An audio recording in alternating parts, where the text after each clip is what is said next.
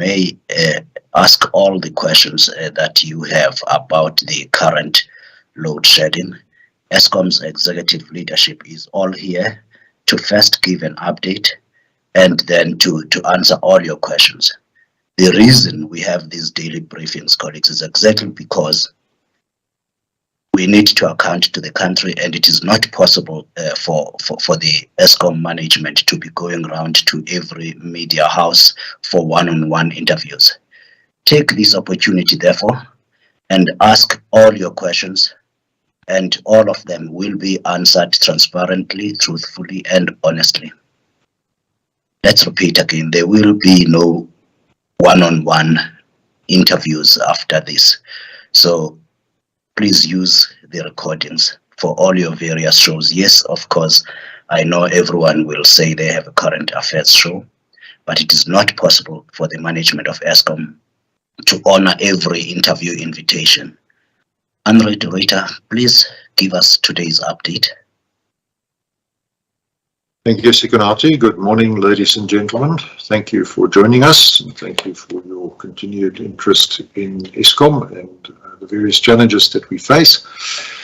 We currently have on planned outage just over 4,000 megawatts. We have unplanned load losses, full losses, with other words, entire units out of 9,920, partial load losses of 4,658 for a total unplanned capacity loss of 14,758 megawatts. And that gives you an indication of the significant capacity constraint that we face. That's equivalent to about 3 Medupi-sized stations that are not available for a variety of reasons, which our Chief Operating Officer, Jan Uberholzer, and Rulani Matabula, our Acting Group Executive in charge of generation, will go into in a few minutes. So tonight for peak, we anticipate a demand of just over 30,000 megawatts, 30,603 to be precise. So you can see the evening peak demand starting to tick up as colder temperatures approach, and we have available, including our open cycle gas turbines, 29,004 megawatts. And what that means, of course, is that we have a deficit between demand and our available generation capacity, and hence the reason for us to have to implement stage 2 load shedding because of that shortfall in generation capacity. Obviously, also bearing in mind that we do not wish to deplete all of our reserves in continuously meeting excess demand, because then we know that we will run out of diesel to fire our open cycle gas turbines at Ankerlig and Gerikwa, and we will also run out of capacity at our pumped storage systems. And these are very important backup systems in order to prevent the far worse scenario of a total system blackout. So again, with the current state of our generation fleet, we are unable to meet demand. We have to protect our reserves, and in order to do so, we therefore have to implement load shedding stage 2. We are working very hard to return units to service, and we have given guidance that load shedding stage 2 will remain in force until 5 o'clock on Monday morning. We are doing our level best to accelerate that, to pull that forward, but unfortunately where we are right now, we have no alternative but to give that guidance based on our anticipated return to service of major units, which will alleviate the generation capacity constraint. I will now hand over to Jan Uberholzer, our Chief Operating Officer, who will give more detail on the run-up to stage 2 load shedding, the units that tripped, and what the outlook is over the coming days. Jan, please. Thank you. Thanks, Andre. Good morning to all that is connected. I'd like to start by, first of all, apologizing for the fact that we had to implement stage 2 load shedding, not being able to meet the demand of what the country needs. So, well, over the long weekend, just behind us now, when the demand for electricity is lower than normal, we took the opportunity to take some large generators out of service to do minor repairs on them, as well as to address some running defects, typically the partial load losses that we always refer to. Now, on Saturday, the 30th of April, was relatively a quiet day on the system, with 2 units tripping, being Arnold 3 and Duva 4, both of which have returned since then. On Sunday, 4 units tripped. Matla 5, it was Kusile 2, it was Matimba 2 and Duva 1. Now, all 4 units returned to service by Monday midday. However, on Monday during the day, we had 8 units tripping. So being Tutuka 6, Letabu 4, Ndrina 5 and 7, Ingula 4 and 2, and then Matla 1 and 5. Now, that removed a capacity of 3,300 megawatts from the power. Now, as we speak, only Ingula 2 has returned to service. So since Monday was a public holiday and the demand for electricity was low, we managed to supply the electricity demand of the country, but we still needed 16 open cycle gas turbines, about 2,500 megawatts, to take us through the evening peak. Now, unfortunately, this trend then continued into Tuesday morning. That was yesterday, with a further 4 generators being Medupi 6, Drakensberg 2, Arnold 5 and Majuba 6 tripping or being shut down due to breakdowns, and an additional 2,000 megawatts. So within 36 hours, the total net loss generating capacity to the system was about 4,200 megawatts. Now, I believe what is extremely disappointing is over and above all these breakdowns and trips, we had 4 units, Kendall 1, Tutuka 1, Arnold 6 and Duva 2, I think it was Duva 2, that have been delayed in returning to service, creating a further shortfall of 2,000 megawatts. Now, I've decided to give this little bit of information to explain, because the questions asked, I'm sure is asked, 15,000 in UCLF breakdowns, why is it necessary to implement load shedding? But where we are now is typically from late April, we start to see the electricity demand profile change for the country.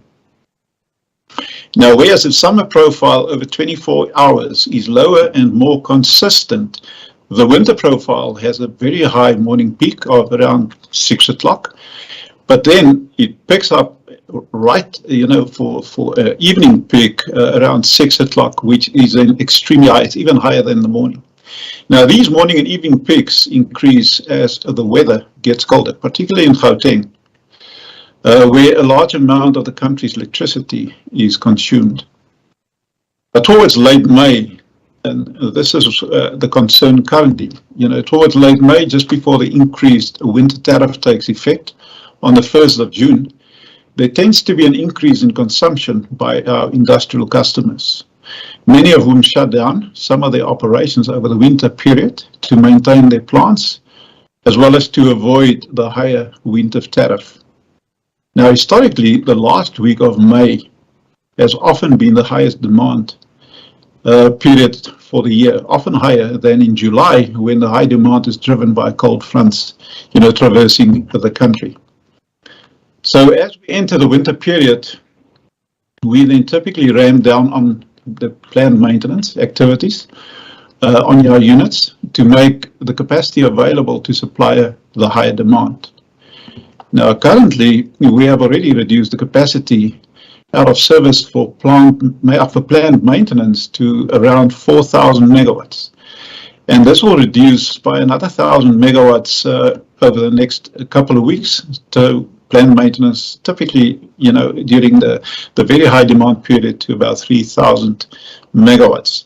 And this in comparison is to the 5,000 to 7,000 megawatts during the summer months.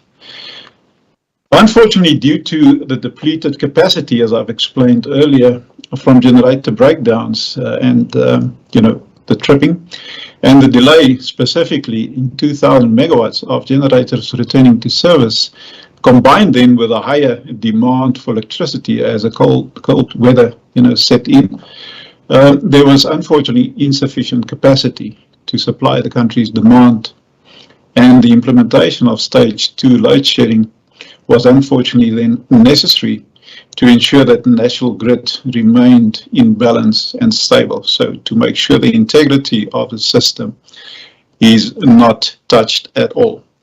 Now, despite, I think it's important to mention this as well, despite the implementation yesterday of stage 2 load shedding, we are still using extensive emergency reserves, to go through the morning peaks as well as evening peaks, because, as I said, the higher winter demand. Now, as the Chief Exec, Andre de Ruyter, has said earlier, unfortunately, we still see, as at this point in time, that we will continue with load shedding up until Monday morning, the 9th at 5 o'clock in the morning, because we do not, I don't believe that we need to make a decision hastily. So we need to make sure that when we make a decision, we can stick to that decision. So this is unfortunately where we find ourselves. Load shedding will continue up until 5 o'clock on Monday. Now, if you take today, we only expect 3 units to return, 2 relatively small units and then 1 larger unit. So what need to return over the next couple of days up until Monday is quite a number of units to make sure. And then during the same time, we need to make sure that our emergency reserves are not depleted and it's actually, replenished. That when we are ready by Monday, to lift load shedding, that we are ready and that we have sufficient emergencies to assist us going forward. I'd like to now invite Rulani Matabula. He's the acting Managing Director for Generation, to give a little bit more detail on, these breakdowns. So more specifically, what happened? Why did we have all the breakdowns? Why did we have the trips? And specifically also, why did we have the slips in terms of the 2,000 megawatts that had to return? Please, Rulani. Thank you. Thanks, Jan, and morning, colleagues. Just to give a brief overview, and from generation side, our focus remains, obviously our first prize is to ensure that we keep the units on load, which in this case, I think we have not done well, leading to the load shedding that the country is experiencing now.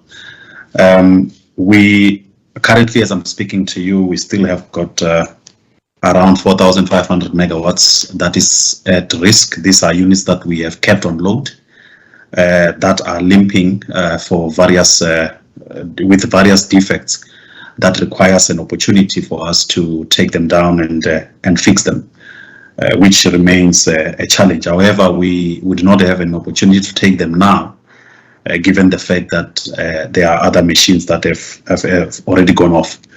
Our main concern remains in the recent past, or over the past weekend, including the day before yesterday, we experienced various breakdowns for various reasons, and many of them we have returned, as Jan has alluded. The trips that have happened, we managed to bring them back. Unfortunately, units that are down due to boiler tube leaks, for the example, Majuba, Litsabo, Matla, which are big units that are currently down due to boiler tubes, it takes time to return those machines.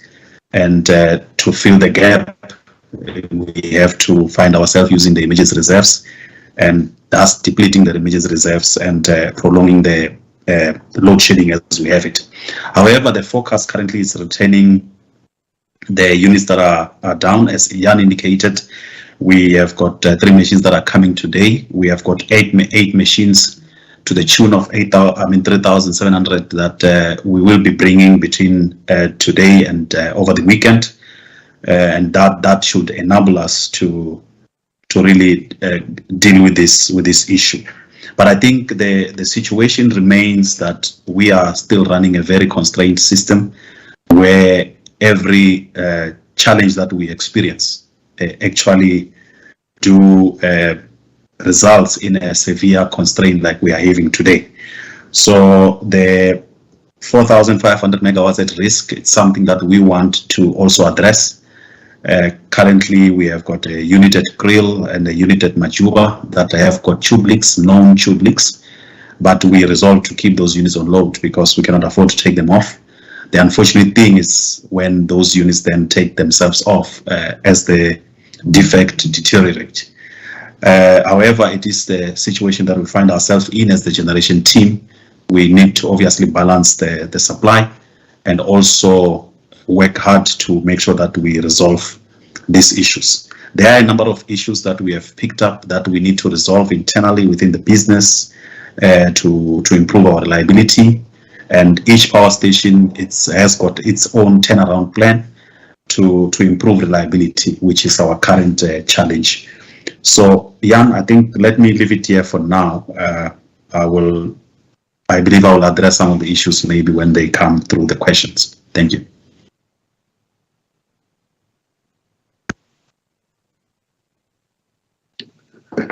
Thank you, colleagues, for that update. I wish to upfront. I think there will be a question around the eThekwini municipality. I can confirm again that the eThekwini municipality that has been severely affected by the floods is still exempt from load shedding, and this is due to the damage to infrastructure to many parts of the area. So customers in that area who are currently without electricity, that is really due to the damage to infrastructure that they suffered during the last 2 weeks. I now will read the questions that we have. The first one is Hanno Lapskamne from My Broadband. How has the prevalence of load shedding for January 2022 to April 2022 compared to the same period in January in 2021? What is the outlook for load shedding this winter, given the current state of the generation fleet?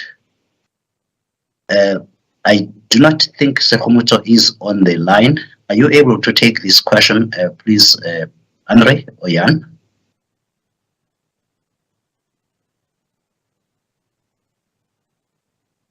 Thank you, Sigunati. I do not, unfortunately, have the detail with me. So if Hanno will, if it's okay with Hanno, we can let him have, or we can publish, the answer to the question. But sitting here, I don't have the detail with me, so I do apologize for that. But then the question on what is the outlook for load shedding this winter, Hanno, we need to understand that we do not have sufficient capacity in the country. This is what we all need to understand. So this is not blaming anybody, so I'm just giving a fact. So we have a system that is old, a system that has not been maintained the way it was supposed to. We have a system that's been running in the red for a very long time. I would say the last 15 years we've been running, our system, the utilization much higher than what it was supposed to. So you have this old system that is really taking a beating. Now, we now need to take these units and we need to maintain them. We need to take them down for planned maintenance. Unfortunately, we do not have the luxury because of the demand of the country. So I just want to put that as a very important foundation that I want to talk from. So because of this situation that we do have, Anu, it makes it extremely difficult to do the planned maintenance that we need to and that we want to do because of the demand. And now we're going into a period that the demand in the country, because of the winter conditions, are picking up, and it's actually quite high given the capacity that we have available. So given this, we are trying our best to match the capacity including the reserves that we have, to what the demand is. It makes it extremely difficult because we have an unreliable and unpredictable system. So what we plan is not always materializing. So having given you this, is we will try our utmost, to not to load shed the country. So that is our aim. We understand the mandate very well, and that is to ensure that there's electricity supplied to the country. But we find ourselves in a very difficult spot. So what we will try our utmost to make sure that we balance the capacity and the demand of the country. However, it does not take away the fact that we have a risk, and a relatively high risk, of load shedding during the winter period. So if you ask me now, how does it look? We can give you an outlook on the way we see it currently, but it may change, and it actually will change because of the unpredictability and unreliability of the system that we do have. So in a nutshell, the risk of load shedding, unfortunately, it remains for the winter period. Thanks, Sikonati. Jan, thank you for that response. Hano, we Media Desk will indeed find the data and will certainly broadcast it as soon as we have it for that period. The next question comes from Terence Creamer of Engineering News. Given Eskom's view that up to 6,000 megawatt, I'm going to insert 2 words there, new generation capacity, that's 3, is urgently required, what is preventing Eskom from delivering the budget quotes needed by IPPs to proceed with projects? Let's repeat the question. Given Eskom's view that up to 6,000 megawatts new generation capacity is urgently required, what is preventing Eskom from delivering the budget quotes needed by IPPs to proceed with projects? Mondebala is not in the meeting and on leave, but Agnes Mlambo is here. Agnes, are you able to answer the question for me, please?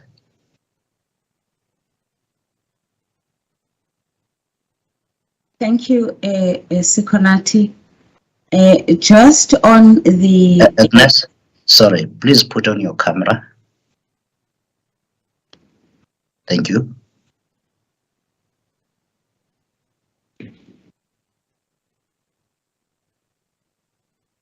Can you hear me now, Sikonati? Yes, we can. Thank you. Yes, in terms of the connections to the grids, as far as our records are concerned, we are on time and we are busy with those connections on the grid, and we will be responding to those individual IPPs that are waiting to be connected. But as far as we are concerned and as far as our records are concerned, we are on time and we are aligned to the timelines that we agreed on with the IPP office. I hope I've answered that question, Sukanati. Thank you. You have, but don't go away, please. The next part, does Eskom expect to be in a position to provide these in time for the new risk mitigation and bid window 5 deadlines? Yes, and that is obviously dependent on the applicants submitting their designs on time for us to be able to respond. But remember also, most of these IPPs are self-built. In terms of the process, it's just the administration and the approval of the designs to be in line with the Eskom standards. And if all of that is submitted on time, and there are no delays from Eskom side, we are still on course to be able to approve on time and be aligned to those timelines. Thank you, Agnes. Colleagues, Agnes Mlambo is the General Manager for Distribution in the Central East Organizational Unit, that is the Free State and KwaZulu-Natal, currently acting on behalf of the Group Executive for Distribution, who is on leave. Jan, do you wish to add something to Agnes's response?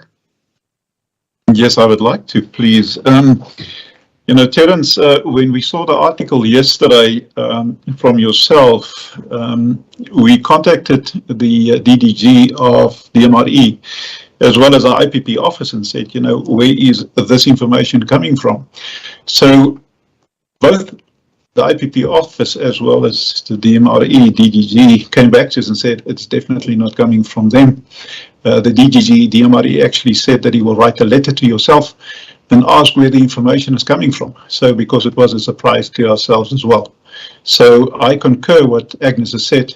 We believe there are no delays on our side. And if there are, so please point it out. Thanks, Sikunati. Thank you, Jan. Kyle Cohen of News 24 says, during the third quarter, it emerged that there was a 24% increase in UCLF, that's unplanned capacity loss factor, at units following outages. And now there is a 2,000 megawatt outage slip figure. Is Eskom able to plan and execute outages to the level of professionalism and accuracy required? If not, why not? Can I leave that to you, Rulani and Jan?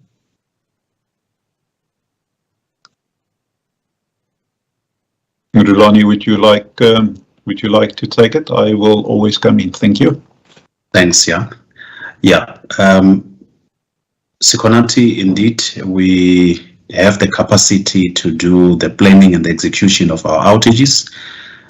When we started with our reliability maintenance program, we obviously had a bottleneck in terms of the funding, which obviously did cause a challenge when we were planning for the recent outages, as some of the outages, or our outage planning program requires that we start 24 months in advance to even procure some of our long lead time spares, which was to a certain extent affected by the Eskom financial position, where we had delays.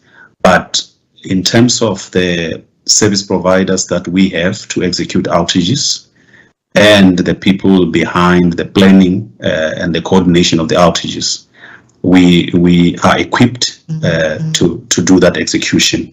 We do from time to time experience situations where there's a rework, and those are dealt with specifically with the affected parties. But it's not something that we experience on a continuous basis. As you would recall that we have done a number of outages in this summer, and there were not more than 5 outages where we actually had challenges of returning to service as I'm talking to you.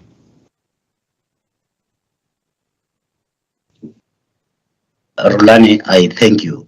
Colleagues, again, Rulani Matebula is a general manager for generation. He is acting on the group executive's position at this point.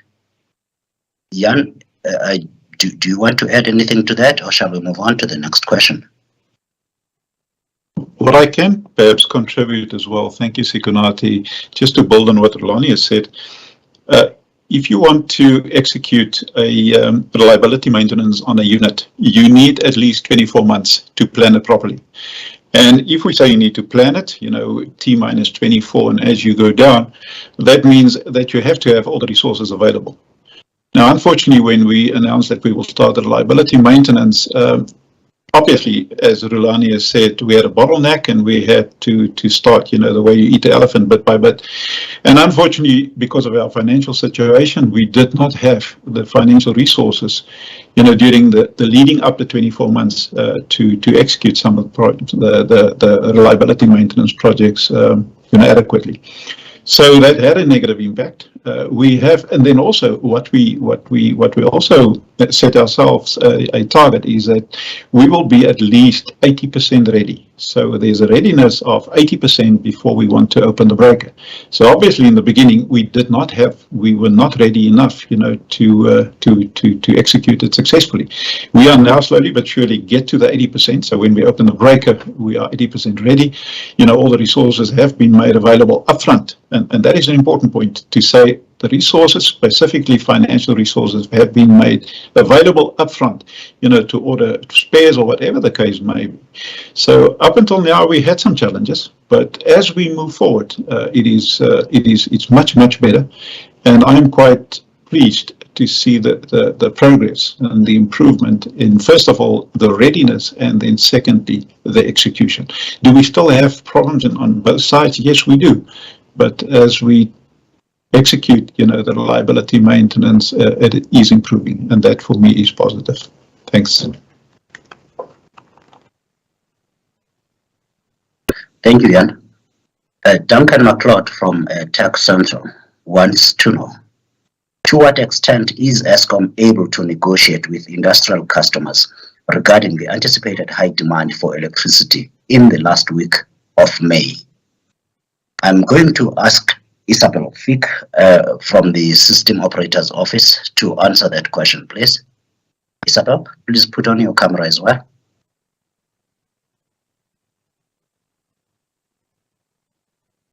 Good morning, everybody. And yes, the answer is that we do have that capability. We have a demand response program, and it entails about 1,300 megawatts on any given day. Thank you. Thank you, Isabel. Colleagues, Isabel Fick works in the System Operator's Office as a General Manager there. The next question is from Justin Kennedy from RSA Current Affairs. We've heard that Eskom loses billions a year due to scrap metal theft. How does this affect Eskom's power generation capacity? Karen Pillay, please will you answer the security aspect of this, and whether indeed it has any effect on generation capacity? You might want to make the distinction as well with the distribution. Thank you.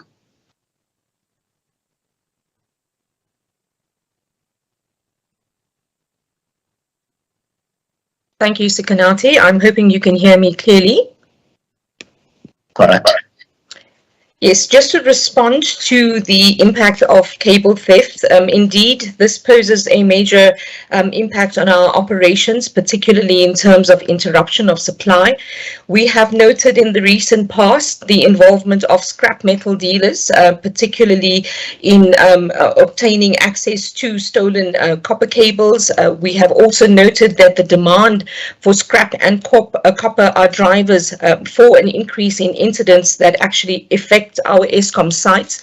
In the recent past, we have been involved in apprehending specific scrap metal dealers who have, together with specific foot soldiers, targeted Eskom facilities, and these matters are currently before the court. Thank you, Sikanati. Thank you, Karen. Karen Pillay is the acting group head of security. Thank you. Jan, I'm going to request you to get back to Hanno Labuschagne right now with the data on load shedding, the comparison between the first quarter of calendar 2021 and calendar 2022, please. Thank you, Sikanati. Hanno, Isabel Fick, the system operator, sent me the information, which I will share with you. Since the 1st of January 2021 till the same time, we had 29 days of load shedding. So that was last year, 29 days of load shedding. 27 days were at stage 2 and 2 days were at stage 3. There's been also in the same period 21 days of load containment, 19 days at stages 1 and 2, and 2 days were at stage 3. But I believe the important one is there have been 29 days of load shedding last year. Now, the same time this year, there were 25, so it's a few days less of load shedding. 2 days were at stage 1, 17 at stage 2, 2 days at 3, but for me the alarming one is 4 days at stage 4. So although we had less days for the same period this year than last year, unfortunately we had this time around this period in this financial calendar year, 4 days of stage 4 load shedding. Thanks, Sikanati. Jan, do not go. I'm going to ask you to repeat that very slowly.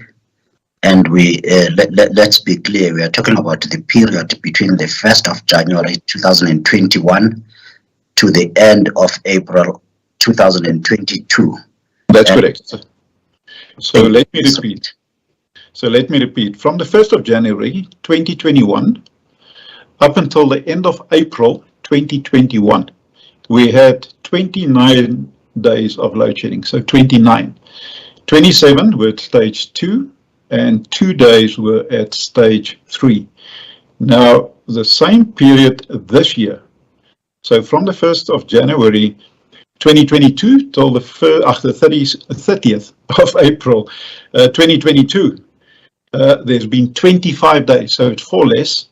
However, 2 days were at stage 1, 17 days were at stage 2, 2 days were at stage 3, and 4 days at stage 4. Jan, I thank you. That is clear enough. Do not go, because Richard Mack has a question for you. Jan, I hear you on the high demand, but at the moment we sit around the 30,000 megawatt level.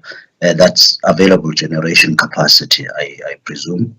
Back in 2010, 2011, we had demand at this time of year at 33,000 megawatts.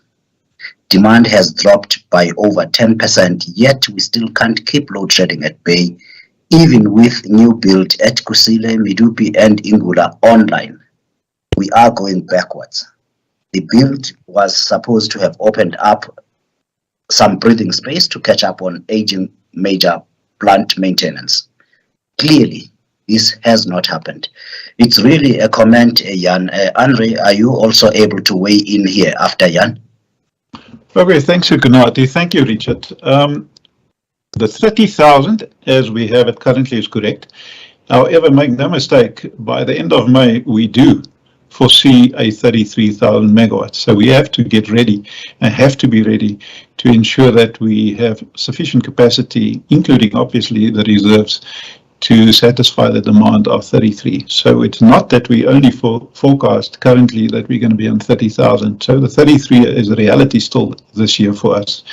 Now, your point on Medupi, Kusile and Ingula, I will just stick to Medupi and Kusile.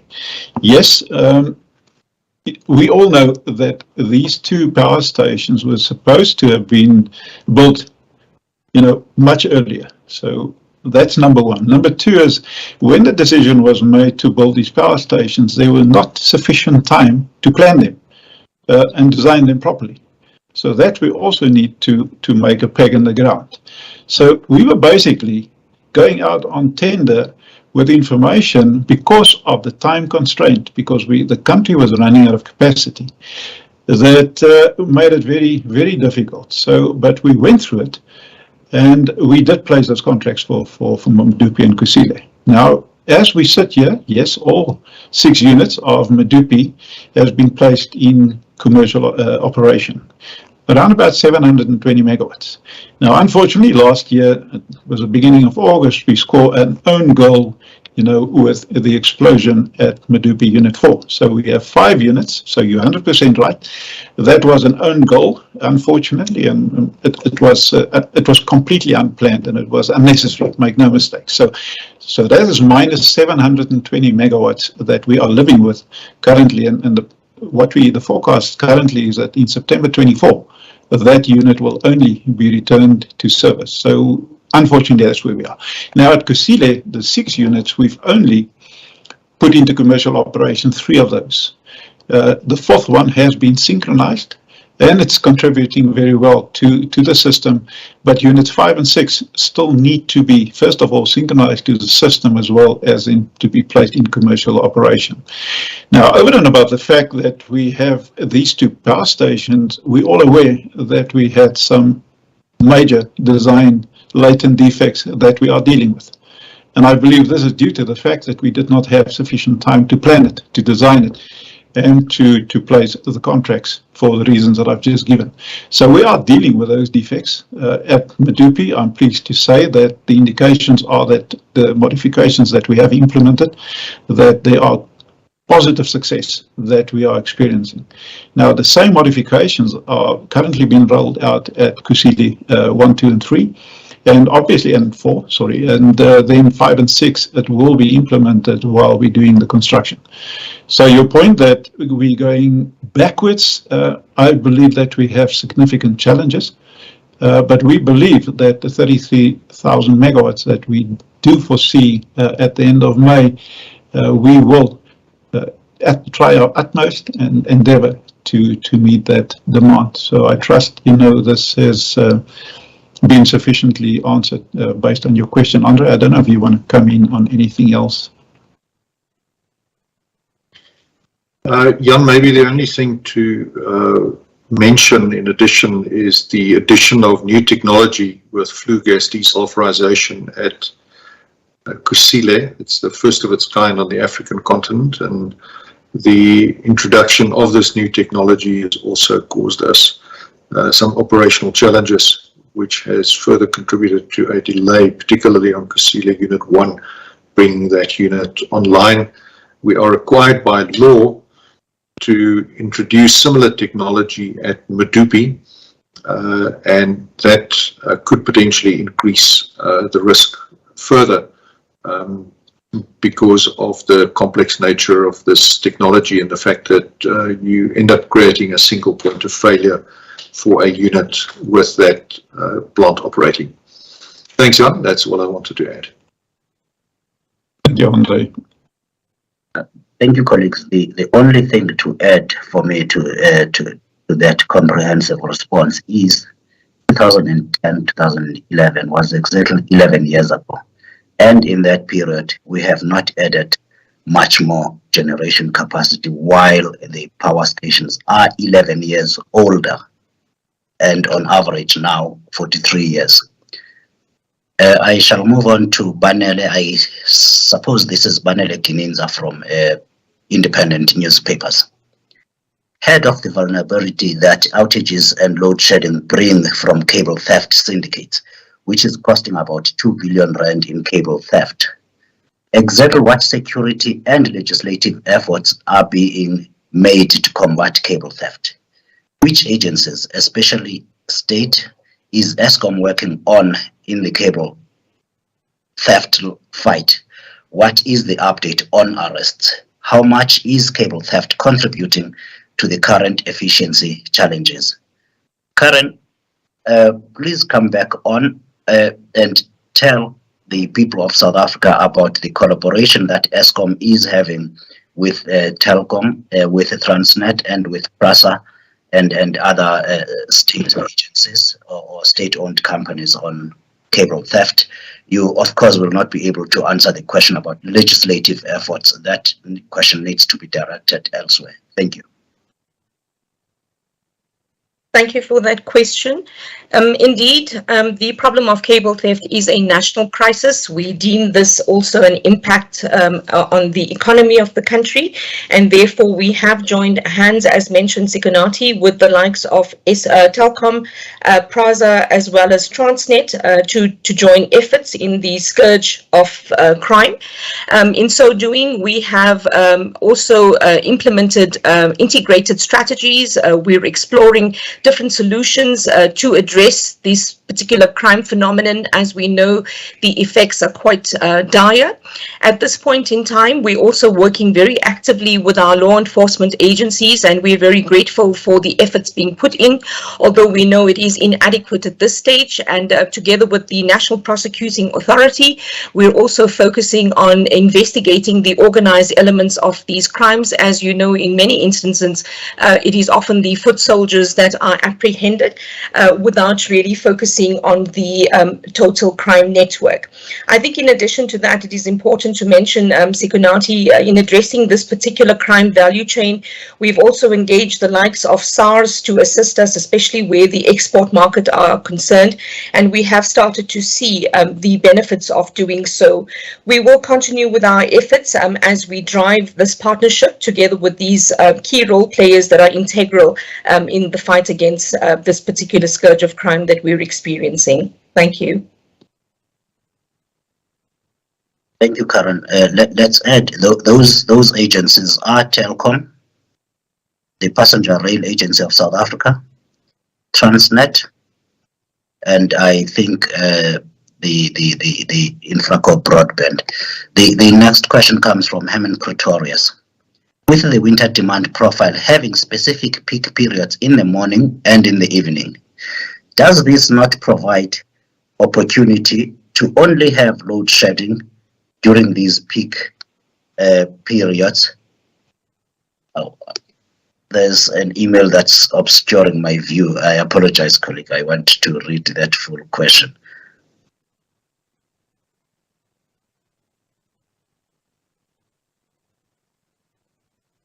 I apologize. Let's repeat that. With the winter demand profile having specific peak periods in the morning and in the evening, does this not provide the opportunity to only have load shedding during these peak periods?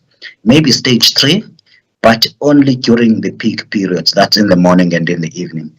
Isabel, please help us out here. Why are you not implementing load shedding only during the peak period? Hi. It depends on what happens on the system at the time. The system is extremely dynamic. You would have noticed that we often only implement during the nighttime. However, this time it is not possible because of the high number of units that are not available to us. So we are struggling to meet the demand during the daytime as well. But Herman, you are 100% correct. We do have a very distinct winter profile in terms of morning and evening peaks, and in summertime we have a more plateau type of profile, which means that we have more of a constant demand. So it is really a matter of what happens on the system at any specific time. As you know, the system is very dynamic, and therefore we have to do what happens at any stage.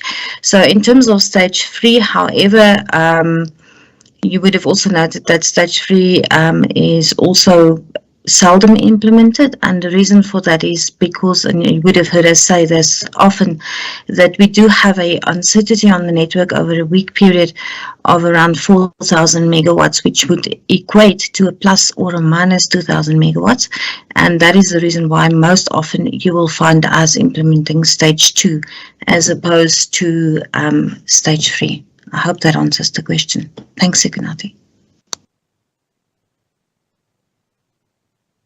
Indeed, it does. So, thank you. The next question comes from William Horn of Netwerk Ferentwenda. Is Ms. Paula Gottlieb still in charge of the Reliability Maintenance Program? Also, does Eskom believe the Reliability Maintenance Program will still reach its goal within the next 2 years? Jan Oberholzer? Thank you, Sigunati.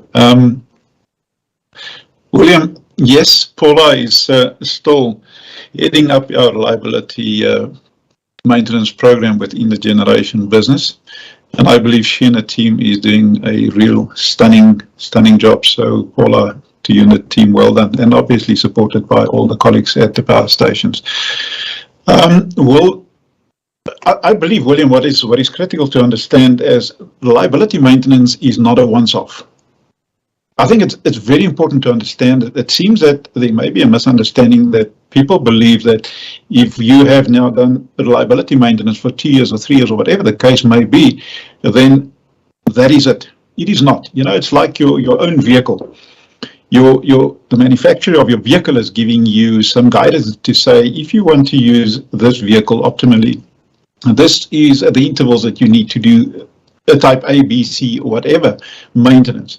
Now, the units that we have in each and every power station is exactly the same.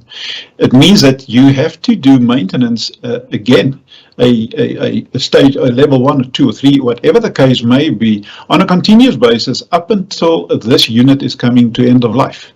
So reliability maintenance, just to make it clear, is not a once-off.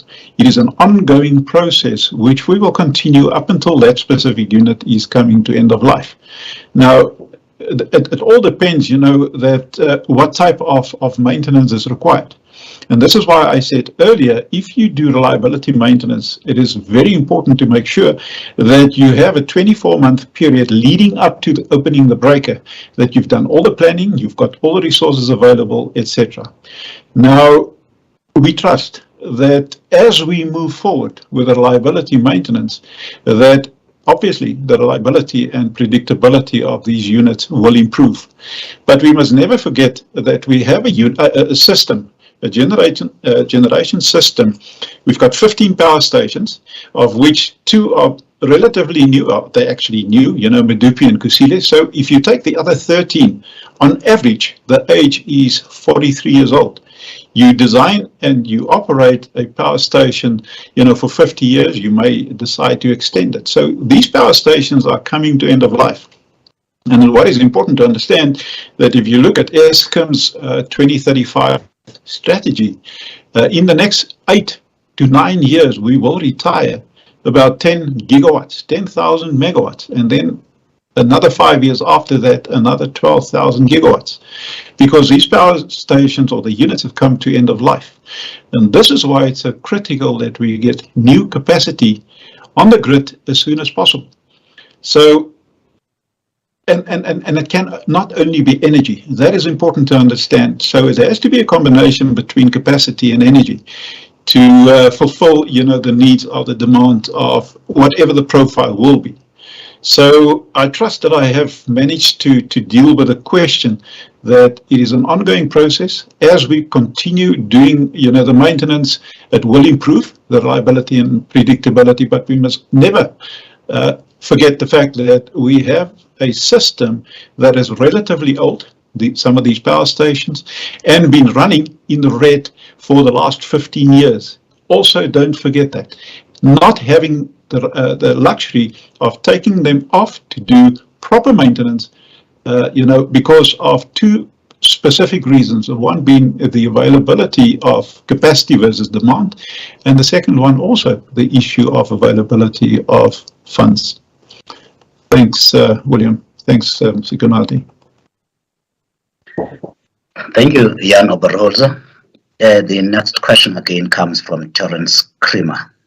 In Eskom's view, what is the main reason for the delays to the signing of the PPAs, that's power purchase agreements, with the IPPs, independent power producers, as both the IPP office, in a note to bidders on the 28th of April, and the Department of Mineral Resources and Energy, in a response to questions from lawmakers yesterday, attributed the delay to the lack of budget codes or Eskom's discomfort with the PPAs. Terence, Agnes and Jan made a significant effort to answer this question earlier. I would like to give Andre the opportunity to just give an overall view on the power purchase agreements and indeed on the risk mitigation program and where Eskom stands currently. Andre? Thanks, Sikonati. Terence, there are 2 issues at play here. The first one is the issue around the budget quotes. I think Agnes has explained that at length, but let me just add that the budget quote is a very important binding contractual document. So if we provide a budget quote, it's a firm commitment to the IPP in question that we will be able to provide grid access at the price that is quoted. Now, this is not a simple process. There is design work that needs to be done. Agnes alluded to the fact that in some instances, the IPPs do not provide sufficient information for our engineers to complete their designs as quickly as the IPP would expect. So there are inefficiencies in the process from that perspective, and we can't willy-nilly give budget quotes based on inadequate information, because eventually we as an organization have to pick up the tab for that.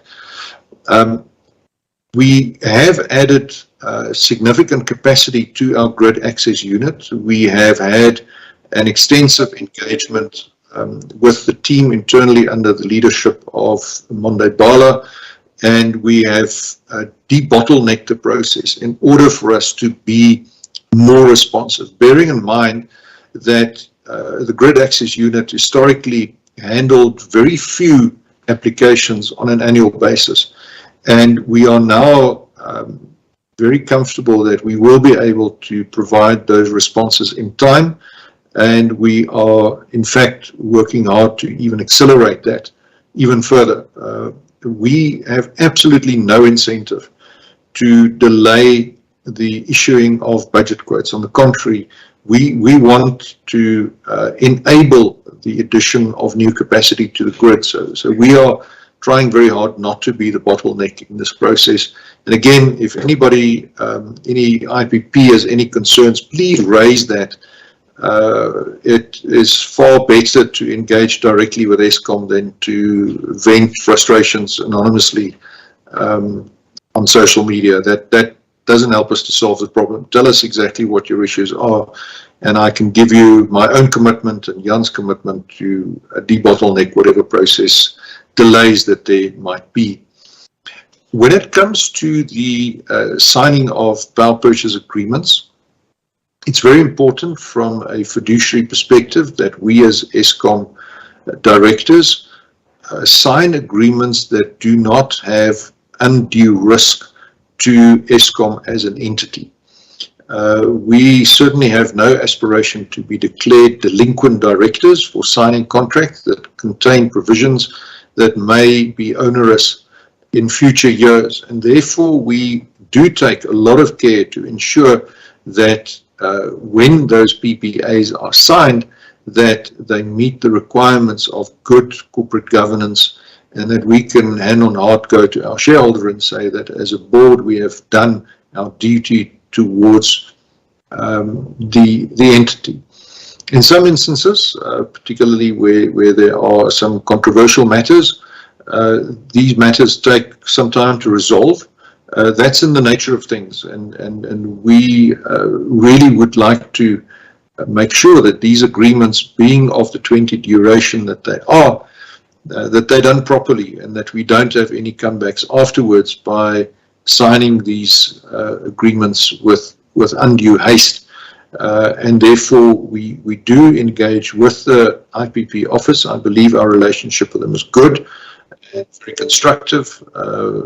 Bernard Magoro is giving a lot of good leadership at the IPP office. He understands Eskom very well, being an Eskom veteran, and therefore I think again the delay that we face is not a delay of months in signing the PPAs.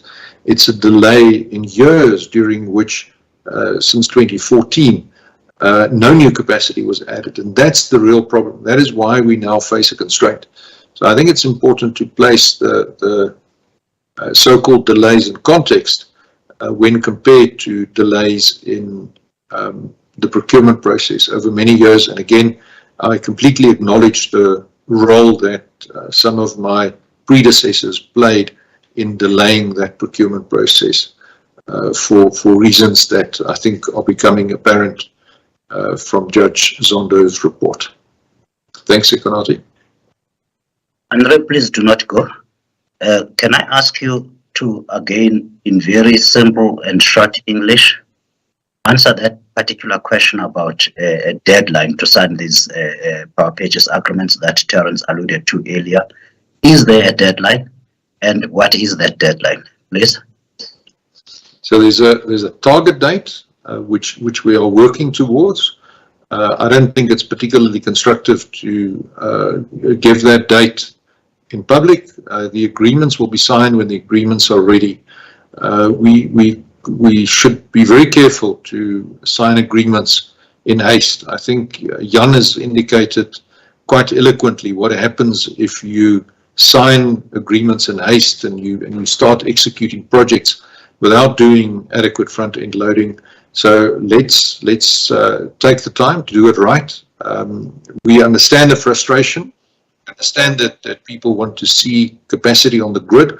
Again, no one would like to see capacity on the grid sooner than I would, because it would get me out of these particular media briefings on load shedding. So we are not trying to frustrate the process or delay the process, but we cannot jettison our fiduciary duty to the organization. But we are working very hard and we are making very good progress. So I really don't want to engage in a round of finger pointing. Let's rather concentrate on getting those agreements done and dusted as soon as possible so that we can get the capacity on the grid. Thank you, Moderator. Colleagues, the time is 11 o'clock. 8 minutes ago, we closed the chat for questions, but we do have the last question from Kyle Cohen again of News 24. Can Mr. Matebula or Mr. Oberholzer please elaborate on how many units at Tutuka Power Station have benefited from the reliability maintenance program, and what the exact issues are at the power station that remain difficult to resolve? While you answer that, Jan, I have one last question, which is on my cell phone. And that question comes from Amanda Watson of the Citizen newspaper. There's been little talk of sabotage. Have these incidents slowed down, or have there been arrests? And then you can also please update us, Jan, on the status of our emergency generation reserves. Thank you. Thank you, Sikonati. If it's okay with you, what I'm going to do is just ask Rulani. Rulani, if you will deal with a question on how many RMRs have we done at Tutuka and what the performance improvement have been, if applicable at all. I will then deal with the other issues. Thanks. Thanks, yeah. Yeah, at Tutuka we have not seen the improvement we expect from the units at Tutuka. The single biggest challenge at Tutuka, besides all the other issues that they are experiencing, it's their cooling towers.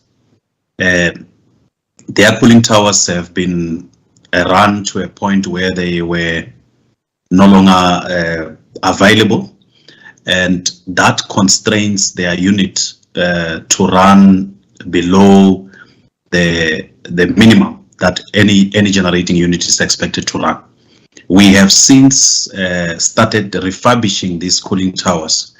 The issue being that the cooling towers were previously done with these asbestos fields, which currently are no longer required in the country. So we have put a new type of fields on 2 of the cooling towers already. We are busy with a project for the other 4. This will unlock capacity. So each of a unit requires a tower to be available for it to be able to function. However, it's a common system with 3 units on 3 towers and 3 units on another 3 towers. So currently we have only done 2 out of 6, which will not give us the results that we're looking for as yet. Only after we have done at least another 2, then we can start seeing the benefit. But the single biggest challenge at Tutuka currently, besides all other issues that other stations are experiencing, is the cooling towers. They are the biggest bottleneck, and projects are underway to get those cooling towers back on load. Unfortunately, it's not something that we can do overnight. It takes a lot of time to get those cooling towers back online. Thanks. Thanks, Rulani. Just to add a little bit on what Rulani said about Tutuka, it's, I believe, currently the poorest performing power station that we do have. As we speak, we've got 1 out of 6 units that is generating electrons, and only 429 megawatts out of a possible 600 megawatts. So we really have significant challenges at Tutuka, which we are dealing with, but there are other issues that we unfortunately have to deal with at Tutuka as well. That is not only system related. So I'll just leave it there for the time being. In terms of the emergency reserves, that was a question. I think it was Amanda. At Ankerlig, the diesel levels as we speak is approximately at 90%. So it may be a percent up and down, but it's approximately 90%. Exactly the same at Gorikwa. So we have received a vessel berth late, I think it was over the weekend at Gorikwa. So we've managed now to transfer some of the volumes, and we do have quite a volume now off site as well. So we are looking much more healthier at both Gorikwa as well as Ankara down in the Cape. In terms of the dams, because of the load shedding that we have implemented, we managed, we didn't use our dams to generate any electricity overnight. So we managed to fill the levels at the upper dams of the pump storage, so that looks extremely healthy at this point in time. So the emergencies, as we speak, we don't know what's going to happen, but as we speak, very, very healthy. Thanks. Thank you, colleagues. That really does indeed conclude this morning's media briefing. It's been 1 hour and 6 minutes of accountability. Andre, do you have any closing remarks? We really have had quite an extensive briefing today. I'd also like any indication of whether another media briefing is due tomorrow, should there be no significant changes from where we are. Thank you. Thank you, Siganati. And thank you again to everybody for the questions, and also thank you to my colleagues for answering the questions with aplomb and honesty and transparency. That's what we aim for. We want to keep the nation updated. Should nothing change, then Siganati, I think we should not have a media briefing again tomorrow, but in the event that there are any changes to the outlook, either for the better or for the worse, then we will honor our commitment to keep the country informed as to the latest developments with regard to Eskom. If the situation remains as is, then we will issue a media release confirming that. So we will communicate in due course what the arrangements are for tomorrow. With that, ladies and gentlemen, thank you very much for your interest and your critical questions. We appreciate that, and I wish you a good day. Please use electricity sparingly. Your contribution does make a huge difference to our consumption, particularly between the hours of 5 and 7. Your support in keeping your major power guzzling equipment like pool pumps, geysers and so forth switched off really makes a big difference. So we really support and appreciate your cooperation in this regard. Thank you very much. We are adjourned. Thank you.